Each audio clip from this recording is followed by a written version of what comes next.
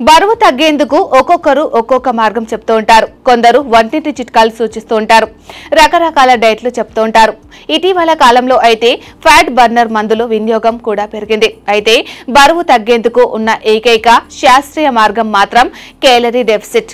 ఈ మార్గం ద్వారానే ఆరోగ్యవంతంగా బరువు తగ్గవచ్చు. అసలు కేలరీ డెఫిసిట్ అంటే ఏంటి, ఎన్ని కేలరీలకు 1 కిలో బరువు తగ్గవచ్చు వంటి ముఖ్యమైన సమాచారం ఈ వీడియోలో చూద్దాం.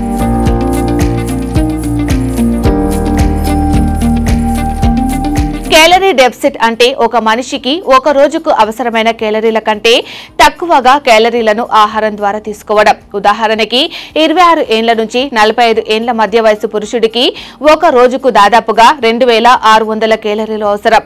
శారీరక శ్రమ చేసేవారికి 2800 కేలరీలు, కూర్చొని చేసే ఉద్యోగాలు చేసేవారికి 2200 కేలరీలు కావాలి.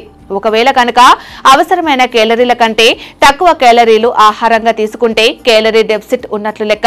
అంటే ఆహారం ద్వారా శరీర పనితీరుకు అవసరమైన కేలరీలు అందనప్పుడు ఒంట్లోని కొవ్వు కేలరీగా మారి ఖర్చవుతుంది. ఈ రకంగా మనిషి బరువు తగ్గుతారు. రోజుకు అవసరమైన కేలరీల కంటే 500 గ్రాముల కేలరీలు తక్కువగా తీసుకుంటే వారం రోజులకు దాదాపు 450 గ్రాముల బరువు తగ్గుతారు. అంటే నెలకు దాదాపు 2 కిలోల వరకు బరువు తగ్గవచ్చు. ఒకేసారి ఎక్కువగా బరువు తగ్గడం కంటే ఇలా కొంత మొత్తంలో తగ్గడం ఆరోగ్యమైనది. అయితే కేలరీ డెఫిసిట్ ద్వారా బరువు తగ్గాలనుకునే వారు మొత్తానికే ఆహారం మానేయవద్దు. కేలరీలు తక్కువగా, ఇతర పోషకాలు ఎక్కువగా ఉండే ఆహారం తీసుకోవాలి. ఇలా సమయంలో కేలరీలు ఎక్కువగా ఖర్చు చేయాలి. అంటే walking, jogging, swimming, cycling, gym వంటివి చేయడం ద్వారా కేలరీలు ఎక్కువగా ఖర్చు అవుతాయి. తద్వారా బరువు సులువుగా తగ్గుతారు.